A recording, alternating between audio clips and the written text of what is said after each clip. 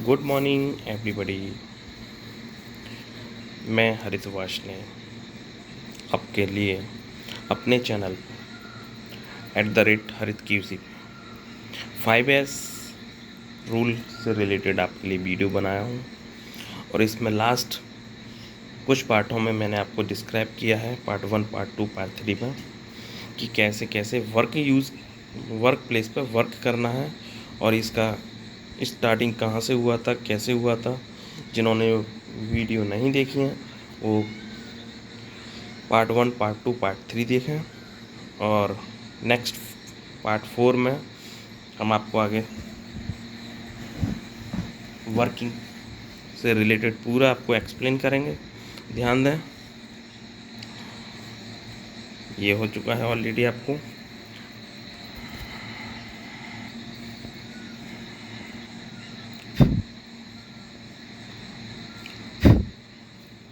Five S को set side मानकर sustain,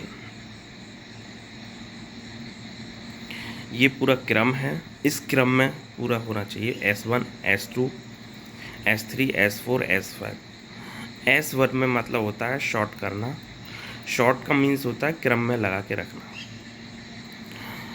दूसरा आता है सेट। सेट का मीन्स होता है तय करना, ठीक है।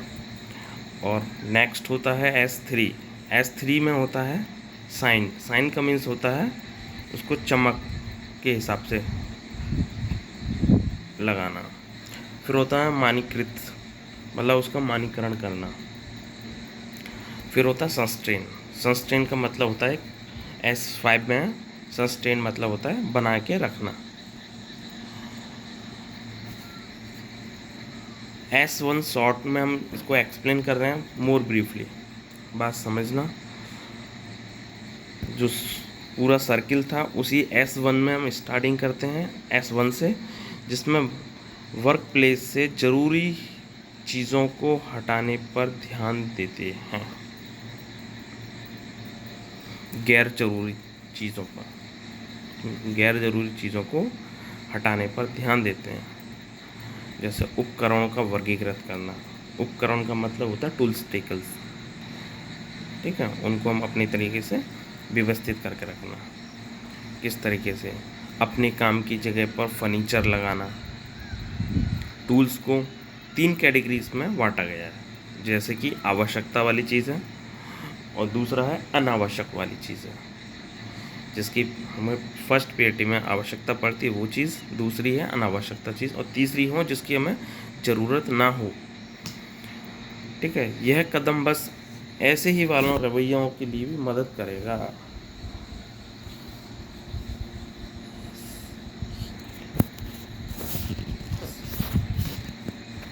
एस वाले रवैयों के लिए मदद करेगा। दैट मीन्स इसको हम यूज़ तो सब जगह करते हैं। ऐसा कोई जीवन में कोई चीज़ नहीं जिसमें हम 5S को फॉलो ना करते हैं। बस उसका पैटर्न थोड़ा सा चेंज हो जाता है, उसको समझने का अर्थ अलग अलग हो जाता है। इंसान अपने दैनिक जीवन में भी 5S का यूज़ करता है, बट उसको अपने पॉइंट ऑफ व्यू से समझने की बातें हैं कुछ चीज़ें, कि हम 5S कहाँ यूज़ करते हैं, किधर यूज़ करते हैं। बट उसको समझें और अपने आवश्यकता के अनुसार आगे की तरफ फॉलो करें। जिसने 5S फॉलो किया उसको ये समझ लीजिए आधी दौड़ जीत लिया वो, हर चीज़ में, हर फील्ड में। 5S होता क्या है मैं अपने शॉर्ट शब्द में समझाऊंगा, बाकी आपको समझना है 5S के बारे में अच्छे से। S1 गतिविधियों को छांटना।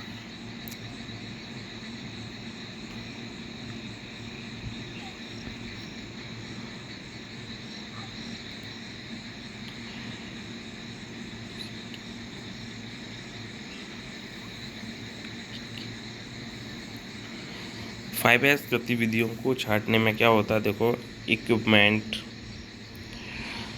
मटेरियल्स, टूल्स, फाइल, फर्नीचर वगैरह को इस्तेमाल की फिक्स के आधार पर कैटेगराइज करना। मतलब एक सुनिश्चित जगह करना है कि ये चीज़ यहाँ के लिए, ये यहाँ के लिए। जैसे आप काम करने की जगह पर इक्विपमेंट, मटेरियल्स, टूल वगैरह होते हैं, ठीक है। अब उसमें हमारे पास दो चीज़ होते हैं, इसकी हमें ज़रूरत नहीं है, उसको सेपरेट कर देते हैं एक साइड में, जो कि अभी काम में इस्तेमाल नहीं होते हैं। आने वाले टाइम में इसको अलग कर देते हैं कि इसके आज अभी ज़रूरत नहीं है, उसको कल ज़रूरत पड़ेगी या नेक्स्ट टाइम डेज ज़रूरत पड़ेगी। दूसरी जिसकी आवश्यकता होती है, इसको कैटेगराइज सिर्फ कभी कभी इस्तेमाल होने की आइटम में आती है कि हाँ ठीक है, ठीक है। एक तो ज़रूरी होती है जिसमें हम यूज़ कर सकते हैं कि इसको हम अभी यूज़ करेंगे, और एक ये है कि उसको काफ़ी टाइम के बाद में वन टाइम यूज़ करना है। और एक इसकी ज़रूरत ही है बिल्कुल कि हमको उसके बिना काम ही नहीं चलेगा। तो ये हम 3 कैटेगराइज में कर दिए हैं। एक ही वर्क प्लेस पर ऐसे टूल्स टेकल को 3 टेक कैटेगराइज में डिवाइडेशंस कर देना। शॉर्टिंग के आधार पर, जैसे ज़रूरी चीज़ों की पहचान करने के लिए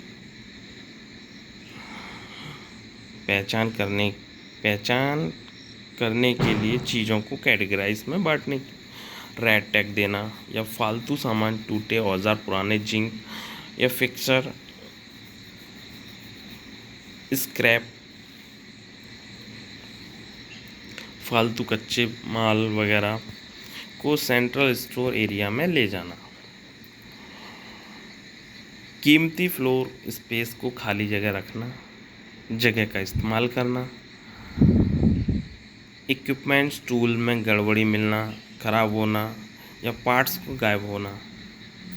इस तरीके से देखो, फर्स्ट फोटो में दिखाया हुआ है सब पूरा एक तरफ से जो है यूज़ वाला भी, नॉन यूज़ वाला भी, सारा चीज़ को एक जगह कलेक्ट करके रख दिया। सेकंड फ़ोटो में जो दिखाया गया है उसमें सब सेग्रीगेशन कर दिया है, सबको अलग अलग कर दिया है। यूज़ करने वाला कौन सा है, जो यूज़ नहीं होगा वो कौन सा है, और एक अलग अलग प्लेस पे रखा और अलग अलग टैक्स लगा सकते हो।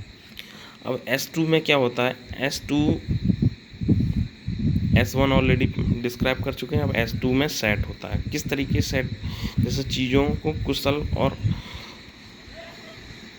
असरदार स्टोरेज खोजने पर आधारित। देख सकते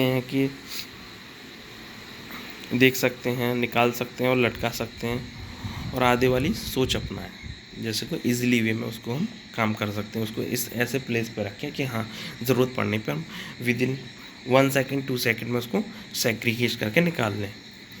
इसमें कुछ खोजें समय और एनर्जी बचेगी। जैसे कि ये अगर हम यूज़ करते हैं 5S को, तो उसमें देखो एक तो टाइम की भी सेविंग होगी, दूसरा आपको हरासमेंट फील नहीं होगा कभी भी। जैसे ज़रूरत पड़ेगी आपको इमीडिएटली वो चीज़ मिल जाएगी, और उस टाइम के लिए एक्स्ट्रा एफर्ट नहीं लगाना पड़ेगा।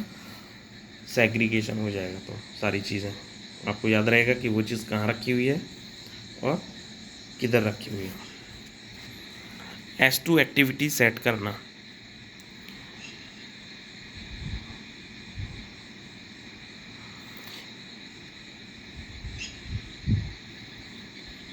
केवल पात्रीकरण के बारे में मत सोचो, वर्क फ्लोर पर विचार करने या आइटम को व्यवस्थित करने की आवश्यकता है। जैसे कि इसमें 2 इमेज बनाया हुआ है, एक में सेग्रीगेशन करके रखा हुआ है, सारा चीज़ सीक्वेंस में लगा के रखा है, दूसरी तरफ में सीक्वेंस में नहीं है।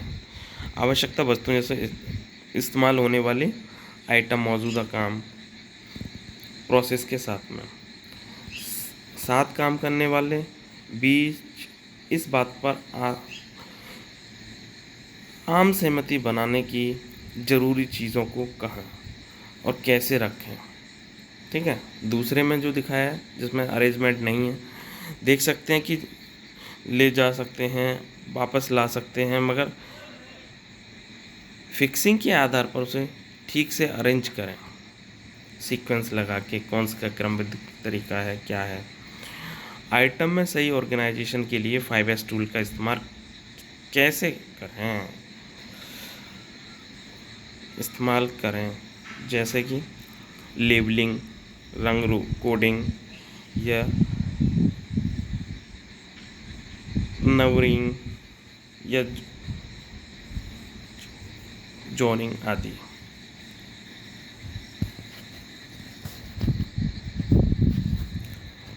सेटिंग एक्टिविटीज़ का उदाहरण फैक्टरिंग, जरूरी सामान रखने के लिए स्टोरेज एरिया का साफ पहचान के लिए labelling, neighbouring, joining.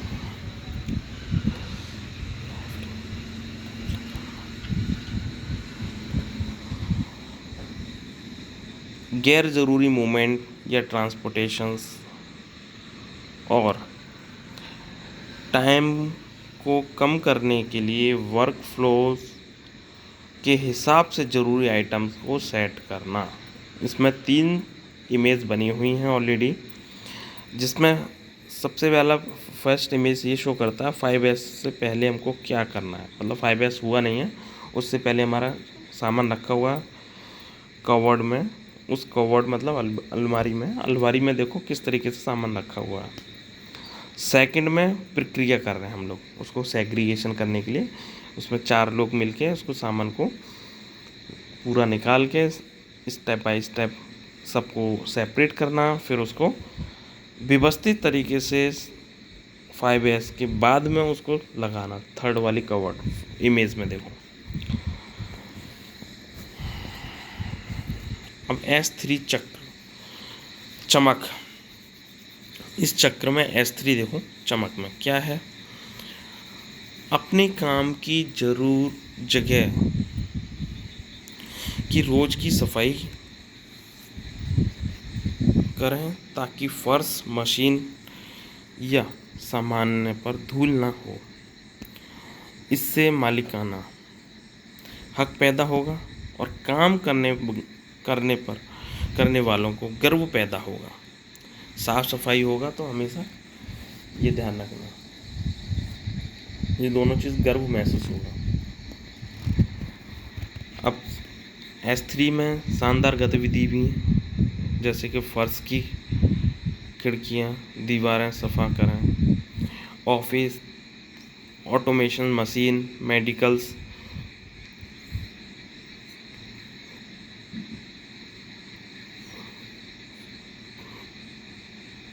Equipment, tools, office फर्नीचरों को साफ और मैट्रेस करें। रेगुलर सफाई और मेंटेनेंस शेड्यूल बनाएं और उसका पालन करें। अब कुछ लोगों के दिमाग में आएगा कि सर ये तो मेंटेनेंस के लिए बता रहे हैं, ये कोई ज़रूरी नहीं है मेंटेनेंस में अप्लाई करना। ये आप अपने दैनिक जीवन में ही यूज़ कर लोगे ना, तो कंपनी तो बाद की बात है कहीं भी। सबसे पहले आप अपने जीवन में अप्लाई करो इसको, 5S को। जिस दिन 5S अपने जीवन में अप्लाई कर लोगे तो देश तरक्की करेगा, बाद में पहले आप करोगे तरक्की। जिस दिन आप तरक्की करोगे उसके बाद में आपको गर्व फील होगा कि हमारा इंडिया ऐसा है जिसमें हमको ये चीज़ सीखने को मिली और 5S से हम यहाँ तक पहुँचे। क्योंकि 5S एक ऐसी चीज़ है जो कि एक वर्क कल्चर को शो नहीं करती है, वो आपके दैनिक जीवन को शो करती है कि हमको कैसे इम्प्रूवमेंट करना है। इसीलिए देश अपना इंडिया बहुत पीछे है, क्योंकि 5S को भी फॉलो नहीं कर रहा अपने जीवन में। साइनिंग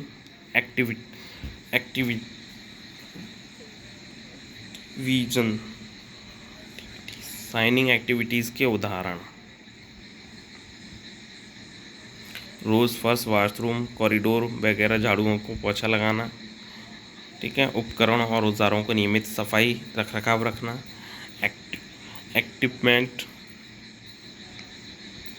इक्विपमेंट्स और सर्विस एरिया में होने वाले बदलावों के लिए समय समय पर चेक करें, जैसे कि लीक,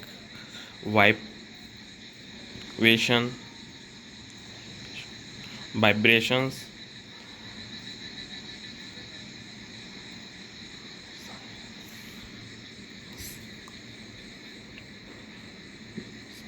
मिसअलाइनमेंट, टूटना वगैरह। आईपीसी की गतिविधि जैसे कि हाथ की सफाई, कचरे को अलग करना की साइनिंग के हिसाब से है। जैसे कि एक हॉस्पिटल में जाते हैं तो उसमें किस तरीके से सेग्रीगेशन होकर सारी चीज़ें लगी होती है, वो 5S रूल फॉलो करते हैं।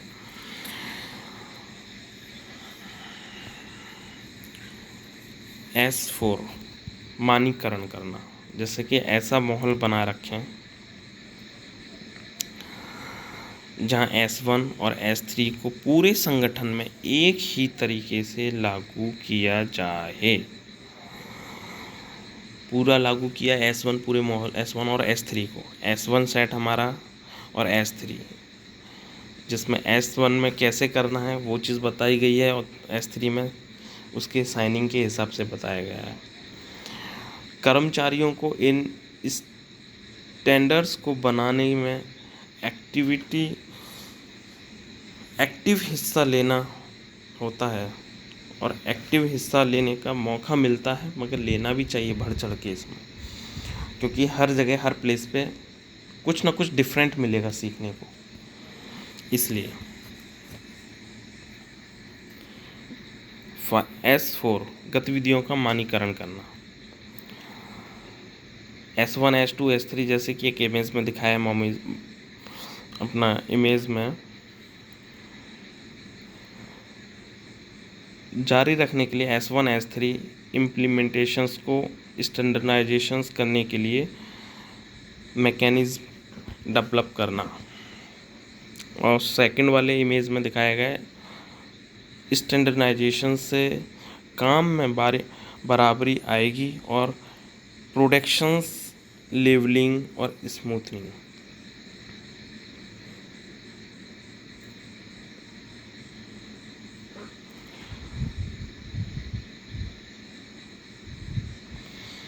फर्स्ट वाले मैकेनिज़्म डेवलप करना और सेकंड वाले में दिखाया गया स्टैंडर्ड बराबरी किस तरीके से काम करना, जो कि बराबर तरीके से स्मूथली वर्क चले। ठीक है, मानकीकरण इसके लिए उपयोगी है, किस चीज़ के लिए उपयोगी है ये समझने की कोशिश करते हैं। S1 S3 एक्टिविटीज़ का आसान इम्प्लीमेंटेशंस, जो कि इमेज में दिखाया गया है ऑलरेडी, किस तरीके से काम करना है। एक स्पेस देना है, एक स्पेस नहीं देना है। अगर आप बराबर स्मूथली लेके चलेंगे, जैसे कि बोलते हैं कि एक वर्क प्लेस पे अगर पूरा टीम में अगर बराबर यूनिटी है तो काम फ्लो स्मूथली चलेगा और अच्छा भी निकल के आएगा, प्रोडक्शन भी, सारी चीज़ भी। बट उसी प्लेस पर टीम में यूनिटी नहीं है तो वर्क फ्लो तो ऑटोमेटिकली कम हो जाएगा और जो फिनिशिंग आएगी वो भी नहीं आएगी। ठीक है, समीकरण प्रक्रिया आउटपुट देना, सभी की भागीदारी, इसमें सब लोगों को मिलजुल के काम करना। S5 बनाए रखना। S5 बनाए रखने में क्या है, अनुशासन, जैसे कि इसमें चक्र में देखा है, साइकिल्स में इसमें दिखाया गया S1 S2 S3 S4 S5, उसमें किस तरीके से बना के रखना है वो चीज़ बताएगा। अनुशासन, कमिटमेंट, ठीक है, और एम्पावरमेंट के ज़रिए S1 और S4 को बनाए रखना। यह वर्क प्लेस में एक ऐसी नई सोच और स्टैंडर्ड्स तय करने पर फोकस करेगा।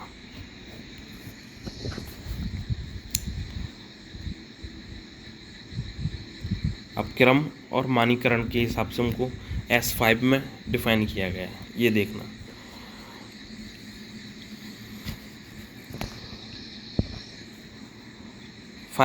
स्थिति की गतिविधियों को देखना, जैसे कि अगर कोई बदलाव ना हो तो लोग बोर हो जाते हैं और स्टाफ को उत्साहित और मोटिवेट रखने के लिए ये तरीका बनाने की ज़रूरत होती है। और भी सुधार, फॉल बॉल रोकिंग और सुधार, जैसे कि इमेज 1 इमेज 2 इमेज 3 में दिखाया गया। समय समय पर सही मॉनिटरिंग की भी सुधार की आवश्यकता है कि ये काम सही हुआ या गलत हुआ, उस गतिविधियों से भी इमेज में बहुत छोटा चीज़ दिखा है, लिखा भी छोटा है, मगर सोचने पर बहुत बड़ी चीज़ है इसमें, समझने पर। अब समय वेस्ट ना करके, वीडियो बहुत लंबी हो रही है, इसलिए मैं 5S की स्थिति को बहुत जल्दी ख़त्म करने वाला हूँ, और जितने भी पार्ट थे उसको कम पार्ट में फिनिश करके अपना नेक्स्ट QA/QC वाले रोल में की जो एक्टिविटीज़ हैं मैं उसको वीडियो बनाने वाला हूँ बहुत जल्दी।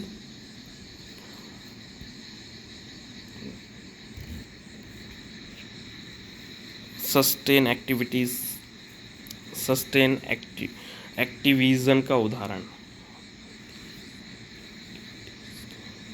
सस्टेन एक्टिविटीज़ का उदाहरण जैसे नियमित प्रतीक रिपोर्टिंग करना, प्रतिदिन या रिपोर्टिंग करना या प्रगति रिपोर्टिंग करना, अनुचारण परीक्षण,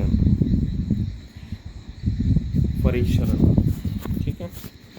5X एक्टिविटीज़ का समय समय पर मूल्यांकन करना, जारी रखना और आगे सुधार के लिए सलाह देना। 5S एक्टिविटीज़ के लिए तारीफ़ करना, पहचानना और इनाम देना, ये इसकी एक स्ट्रेटजी है हमारी एक तरीके से। 5S कॉर्नर नए अक्षर, अच्छी प्रैक्टिस शीट वगैरह का इस्तेमाल करने में रिमाइंडर, उसको याद दिलाना सबको कि ये काम करना है, ये नहीं करना, इससे ये फ़ायदा है, इससे ये फ़ायदा नहीं है, इससे ये नुकसान है, ठीक है। कोई भी अगर 5S को अप्लाई करता है तो इसका मीन्स ये मत समझना कि एक ही चीज़ में फ़ायदा है उसका, एक चीज़ में फ़ायदा नहीं है। उसमें पहले नंबर जो अप्लाई करेगा उसका फ़ायदा है, क्योंकि रूल एक बार समझ में आ गया तो वो अपने कहीं भी अप्लाई कर सकता है उस रूल को। और इसमें ये ना सोचें कि इसमें कंपनी का फ़ायदा है, कंपनी का कोई फ़ायदा नहीं है, फ़ायदा इंसान का ही है।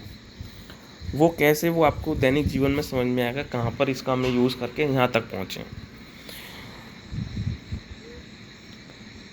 देखा होगा और समझा होगा कि आप लोगों ने कि वो अच्छा सा ग्रोथ कर रहा है, वो ग्रोथ नहीं करना, उसके पीछे का कारण यही है 5S, क्योंकि आप लोगों ने 5S समझा नहीं है और जिसने समझा है वो 5S में ग्रोथ कर रहा है।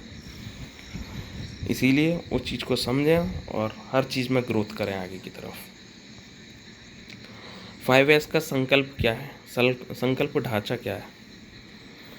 क्रम में लगाना, प्रमाण के अनुसार बनाए रखना, तय करना और चमक, ये है सेंट्रल पॉइंट्स, ठीक है। वीडियो लंबी ज़्यादा हो रही है, इसलिए पार्ट 5 में आपको एक्सप्लेन करूँ। Watching this video, thank you. इस वीडियो को शेयर करें, सब्सक्राइब करें और अपने फ्रेंड सर्किल में आगे फॉरवर्ड करें। ये वीडियो उस लेवल की नहीं है, इंडस्ट्री लेवल की, ये पूरे फैमिली से रिलेटेड भी है कि आप अपने फैमिली में अगर ये दिखाएंगे तो किस तरीके से पूरी चीज़ें व्यवस्थित किया जा सकती है।